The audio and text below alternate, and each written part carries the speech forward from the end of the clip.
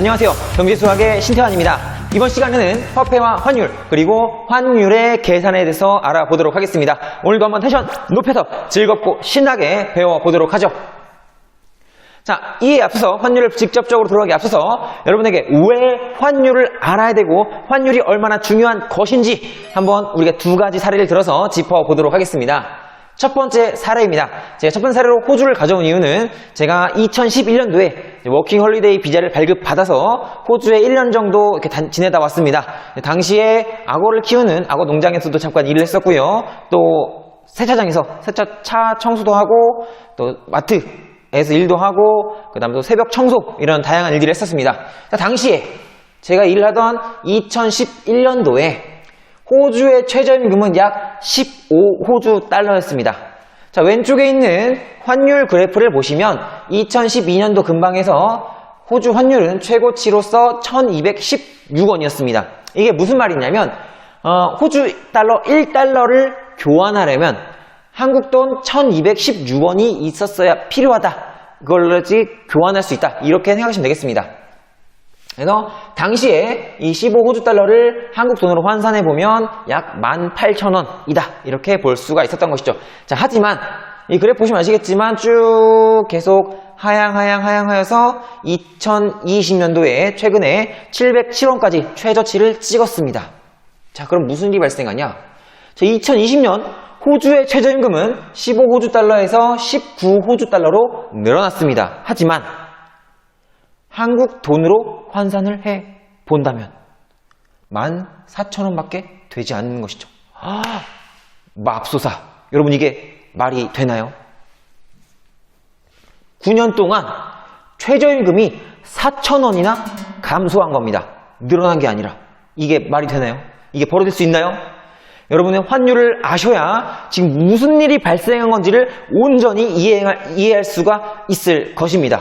자, 이번에는 두 번째 사례를 들어보죠. 여러분, 영화 혹은 다양한 매체를 통해서 많이 들어보셨을 겁니다. IMF 외환 위기. 당시에 무슨 일이 발생했던 건지 한눈에 볼 수 있는 이 그래프가 있습니다. 이것은 원달러 환율 그래프입니다. 보시면 그래프 갑자기 이 수직 상승, 거의 기울기가 무한대에 가까운 수직 상승이 보이시죠? 해서 1995년 요 근방에 800원 언저리에서 원달러 환율이 머물다가 갑자기 1962원이 됐습니다. 물론 그 이후로도 보시면 쭉 다시 떨어졌다가 2009년도에 갑자기 무슨 일이 있었나 보다라는 걸 짐작할 수도 있겠죠. 자, 우선 당시 우리 IMF 외환위기 당시를 조금만 더 짚어보자면 IMF 이전에 1달러는 800원이었습니다. 당시에 만약에 여러분 이때 태어나질 않았었죠. 만약에 당시에 여러분이 8천만 원만, 딱 8천만 원만 달러를 구입했었다면, 달러를 가지고 있었다면, 즉 10만 달러를 가지고 있었다면 IMF 외환위기가 빵 하고 터지는 순간 무슨 일이 발생하냐? 이 10만 달러가 2억 원으로 뻥튀기 됐다는 것이죠. 자, 하루아침에 8천만 원이 2억 원이 됩니다.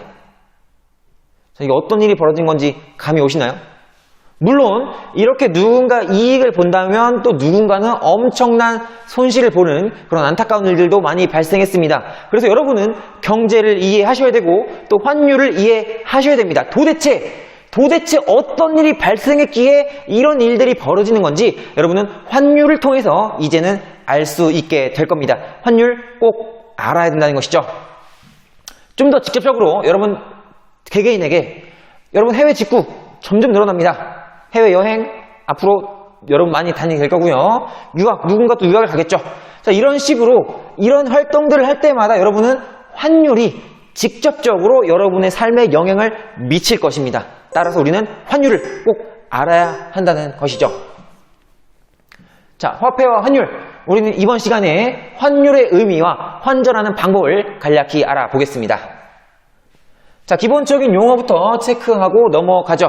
먼저 화폐. 화폐란 무엇이냐? 상품의 유통 및 교환을 원활하게 하기 위한 유통 및 교환의 수단입니다. 즉 물물 교환의 매개체라는 것이죠. 아주 옛날 우리 조상님들은 제가 만약에 쌀을 생산했으면 쌀이 있는데 사과가 먹고 싶다. 그럼 이 쌀을 가지고 와서 사과랑 물물 교환을 했습니다. 자, 그런 식으로 경제 활동이 이루어졌는데, 자, 그것이 이제 불편하기 때문에 그 이후에 화폐라는 매개체를 통해서 내가 지금 쌀이 없지만 쌀을 화폐로 바꾸고 화폐를 다시 사과랑 바꾸는 이런 매개체로서 물물 교환의 매개체로서 약간 징검다리 역할을 통해서 이 화폐가 교환 및 유통의 수단으로 자리를 잡게 되었습니다. 그것이 바로 화폐라는 것이죠. 화폐 가치란 용어가 있습니다. 화폐 가치란 무엇이냐? 국내적으로는 상품의 구매력을 뜻합니다. 즉 쉽게 말하면 돈이 얼마 있어야 햄버거 하나 사 먹을 수 있나요? 이런 식으로 이 돈과 햄버거의 가치 그 비교를 나타내는 그런 것이 화폐 가치다라고 보시면 되는데, 자, 물가가 상승하면 이것은 하락하고, 즉 예를 들어서 햄버거 가격이 올랐다는 말은 햄버거를 하나 먹는데 예전엔 1,000원이었는데 만약에 2,000원이 되었다. 물가가 올랐다고 말하죠. 물가가 올랐다는 것은 반대로 화폐 가치가 떨어졌기 때문에, 상대적으로 떨어졌기 때문에 물가가 올랐다는 표현이 된다는 거죠. 그래서 항상 물가와 화폐 가치는 상대적으로 움직이는 그런 이 교환의 상태에서는, 물물 교환의 상태에서는 약간 상대적인 그 관점을 여러분 항상 주지하고 있어야 합니다. 반대로 물가가 하락하면, 물건의 가치가 하락하면 화폐의 가치가 거꾸로 올라간다는 것이죠. 하지만 대외적으로는 외국 화폐와의 교환 비율이다. 이렇게 생각해 보시면 되겠습니다. 자, 미국 달러의 기호는 이렇게 S자에다 세로로 짝대기 하나를 그어주시고요. 영어로는 USD 이렇게 써주시면 되겠습니다. 자, 미국 달러는 기축통화입니다. 기축통화가 무엇이냐? 한국도 한국에 돈이 있죠. 중국도 중국에 돈이 있습니다. 일본도 일본에 돈이 있습니다. 이렇게 나라마다 제각각 자기만의 돈을, 자기만의 화폐를 가지고 있으면 이런 것들이 국제사회에서 어떤 식으로 거래를 돼야 할지, 각각의 화폐의 가치를 어떻게 매겨야 될지가 어렵겠죠. 그래서 그 중심 기준이 되는 화폐가 존재하는데 그게 바로 기축통화입니다. 그 기축통화의 역할을, 즉 이 물물교환의, 국제시장에서 물물교환의 기준이 되는 그 가치의, 값어치의 역할을 미국 달러가 하고 있다는 것이죠. 그래서 가장 널리 사용되는 화폐라고 보시면 되겠고요. 국가 간의 결제나 금융거래의 기본이 되는 통화입니다. 실제로 여러분 이제 뭐 원유라던가 이런 것들, 이제 원자재를 구입할 때는 대부분은 요 미국 달러를 통해서만 거래를 할 수가 있다는 것이죠. 자, 다음 유로는 유럽연합의 화폐로서 기호로는 이렇게, 표기로는 EUR 써주시면 되겠습니다. 위안은 마찬가지로 중국의 화폐를 뜻하는 말이고요. 이렇게 기호로 나타내고 CNY라고 써주십니다. 다음은 N, 일본의 화폐로서 Y에다가 짝대기 2개, 그 다음에 JPY 이렇게 써주시면 되겠고요. 여기 없지만 한국 돈은 단위가 원이죠. 원이고 이렇게 W에다가 짝대기 그어주시면 되겠습니다. 자, 그리고 영어로는 WON 이렇게 써주는 거죠. 자, 환율이란 자국 화폐와 외국 화폐의 교환 비율입니다. 즉 예를 들어서 한국 돈이랑 미국 달러랑, 예를 들어서 1달러랑 교환하려면 한국 돈이 얼마 있어야 되는가, 이런 것을 나타내는 말이 환율이다. 이렇게 생각하면 되고요. 자, 외환시장에서 외환에 대한 수요와 공급에 의해서 결정된다라고 보시면 되겠습니다. 즉, 외환시장에서 한국 돈을 살려는 사람이, 한국 원화를 살려는 사람이 더 많으면 원화의 가치가 올라가면서 환율이 떨어지는 거고요. 만약에 미국 돈을 살려는 사람이, 즉 달러를 살려는 사람이 더 많으면 미국 달러의 환율이 오른다. 이렇게 생각하시면 되겠습니다. 자, 좀 더 직접적으로 우리가 환전하는 방법을 알아보기 위해서 환율 시세표를 한번 알아보죠. 자, 이렇게 쭉 우리가 4가지를 이야기해 볼 건데, 자, 첫 번째, 방금 앞에서 얘기했다시피 환율은 수요와 공급에 의해서 결정이 됩니다. 이때 이 결정되는 환율을 기준 환율이라고 합니다. 이 환율 시세표를 보시면 미국 달러, 그다음 유럽연합 쭉 있는데, 미국 달러 기준으로 봤을 때 매매 기준율이 있죠. 요 매매 기준율이, 요것이 바로 수요와 공급에 의해서 어느 것을 살려는 사람이 더 많은가에 의해서 가격이 결정된다고 보시면 되겠습니다. 그리고 두 번째, 자, 환전을 할 때 거래 수수료가 발생합니다. 보시면 매매 기준율은 1227원이라고 되어 있는데 현찰로 살 때와 팔 때는 가격이 다릅니다. 즉 여러분이 은행에 가서 돈을 가지고 은행에 가서 저 1달러만 주세요. 1달러만 주세요. 라고 하면은 얼마를 내야 되냐? 1227원을 내야 되는 게 아니라 달러를 구입할 때에는 1248원, 약 20원 정도를 더 내야 한다는 것이죠. 반대로 여러분 1달러를 가지고 있었습니다. 이거를 은행에 가서 이거 한국 돈으로 바꿔주세요. 라고 하면 1227원을 받는 것이 아니라 마찬가지로 약 20원 정도 마이너스 20원 정도를 뺀 1205원만 여러분에게 준다는 것이죠. 자, 그것은 무엇이냐면 바로 은행에서 거래할 때 발생하는 그런 수수료다. 즉 은행이 이런 업무를 해주면서 받아가는 수수료다라고 생각하시면 되겠습니다. 그래서 살 때와 팔 때의 가격이 다르다는 걸 꼭 유념해 두셔야 됩니다. 그래서 단순하게 환율이 움직였으니까, 환율이 올랐으니까 내가 팔면은 돈을 더 받겠지가 아니라 살 때와 팔 때의 가격의 차이를 잘 알고 계셔야 한다는 거고요. 그래서 무분별하게 똑같이 있는 돈을 계속 사고 팔고 반복하다 보면 수수료만 왕창 내고 여러분에게 손에 떨어지는 것은 없다. 이렇게 생각하시면 되겠습니다. 세 번째, 자, 은행의 환율 우대라는 것이 있습니다.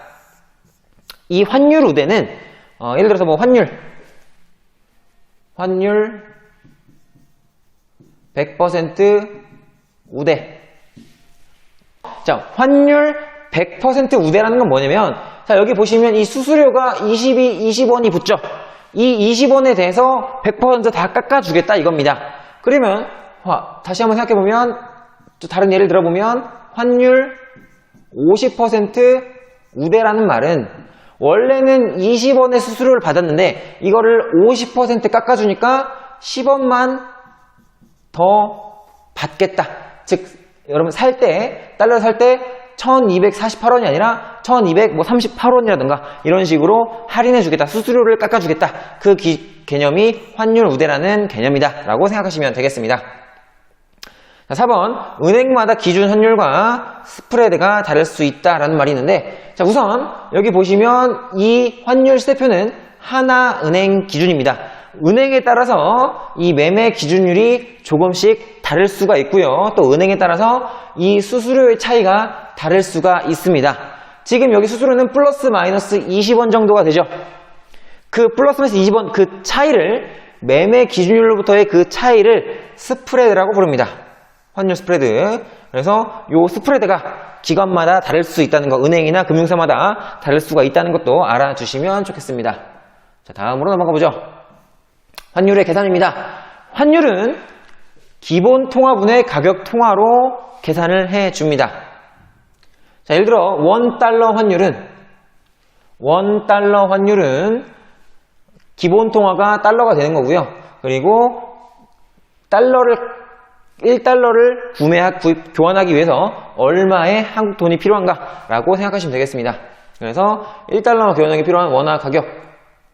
참고로 이 기본 통화는 거의 대부분이 1을 기준으로 합니다. 하지만 예외가 하나 있죠.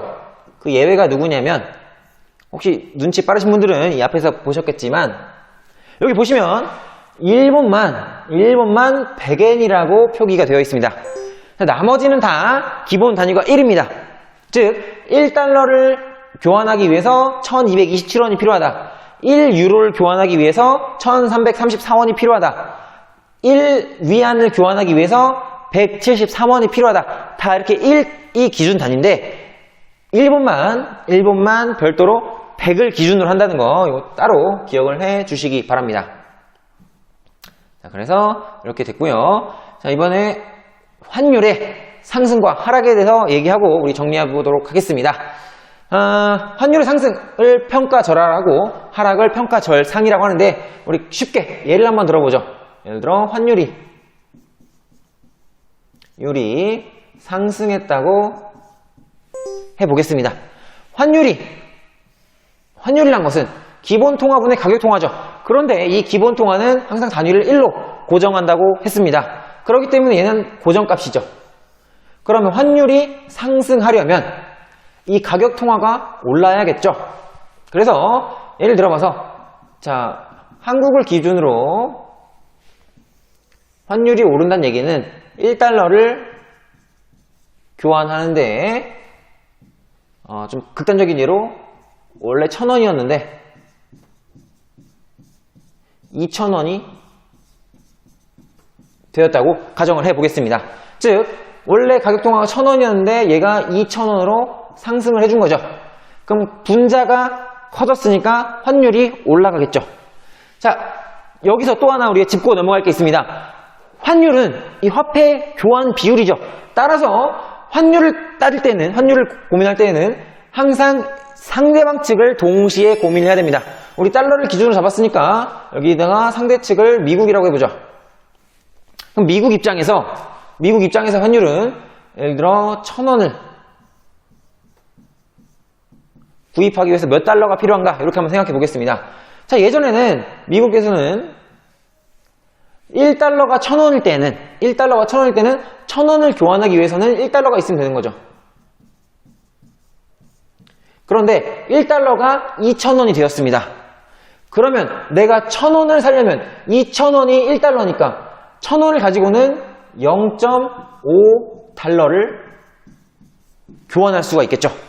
자, 이 상황에서 이제 정리해 보겠습니다. 우선은 환율이 상승했다는 말은 1달러를 구매하는 데 필요한 한국돈이 더 많이 필요하다는 거죠. 즉, 한국돈의 가치가 떨어졌다는 얘기입니다. 그래서 평가절하라고 부르는 거고요. 그래서 자국의 화폐 가치가 상대적으로 하락했다라고 말을 합니다. 마찬가지로 이 기업, 또 자국 기업 입장에서 자, 예전에는 미국 사람들이 한국의 1,000원짜리 제품을, 한국산 메이드 인 코리아 1,000원짜리 물건을 사기 위해서 1달러가 필요했습니다. 그런데 환율이 오르면, 원달러 환율이 오르면 1,000원짜리 물건을 사는데 옛날에는 1달러가 필요했는데 이제는 0.5달러만 있으면 된다는 거죠. 자, 이런 겁니다. 여러분이 예를 들어 1,000원짜리 햄버거가 있었는데 갑자기 이게 환율 때문에 햄버거 하나가 500원이 된 겁니다. 여러분 더 많이 사 먹겠죠? 싸니까. 마찬가지입니다. 그래서 더 많이 미국에서 수입을 하겠죠. 외국에서. 그럼 수입을 하니까 한국의 수출 기업 입장에서는 수출이 증가하는 겁니다. 더 많이 팔려 나가기 때문이죠. 또한 반대로 1달러, 즉 미국에 있는 1달러짜리 제품을 구매했었는데 예전에는 미국산 햄버거가 옛날에 1,000원이었는데 환율 때문에 2,000원으로 오른 겁니다. 여러분 그 햄버거 마음껏 사 먹을 수 있을까요? 갑자기 오르면 사람들이 덜 사 먹겠죠. 왜냐면 갑자기 가격이 뻥튀기 됐으니까. 그래서 해외 물건의 수입은 감소를 하게 됩니다. 상대적으로. 개인의 입장에서는 우리 아까 좀 전에 그 기축통화 얘기하면서 대부분의 원자재는 달러로 거래를 한다고 했죠. 그래서 환율이 상승을 하게 되면 즉 1달러가 2,000원이 되게 되면 이 1달러로 각종 원자재를 구입하거나 할 때 더 한국 돈이 많이 필요하다는 것이죠. 그럼 그만큼 제품의 가격도 상승을 하게 되고 따라서 물가도 동반적으로 상승을 하게 됩니다. 외국인의 투자는 예를 들어 한국 삼성전자 극단적인 예를 들어보죠. 삼성전자 주식이 만약에 1,000원이다. 그럼 예전에는 해외에서 이 삼성전자 한 주식을 사기 위해서는 1달러가 필요했습니다. 하지만 달러가 2,000원이 되면 삼성전자 주식은 1,000원이니까 1달러가 있으면 두 개를 살 수 있죠. 그러니까 0.5달러만 있어도 주식을 하나 살 수 있는 겁니다. 삼성전자 주식을. 그렇기 때문에 더 많이 주식에 투자를 한다던가 다양한 곳에 투자를 하겠죠. 그만큼 국내 기업의 가치나 국내 제품의 가치가 떨어졌기 때문에 더 싼 가격에 외국인들이 투자를 할 수가 있다. 이렇게 생각하시면 되겠습니다. 환율 하락인 경우에는 반대로 생각하시면 되겠고요. 자, 이렇게 오늘 내용 정리를 해보았습니다. 환율 여러분의 삶에 조금 지금은 잠깐 와닿지 않더라도 여러분은 살아가면서 정말 더 그 중요성을 느낄 겁니다. 여러분 이 환율 다시 한번 잘 알아보시고요. 이런 기본적인 이론적인 내용보다는 실제로 그런 거래를 통해서 여러분이 더 직접적으로 삶에서 경험을 한번 해보면 좋겠습니다. 오늘도 수고 많으셨습니다.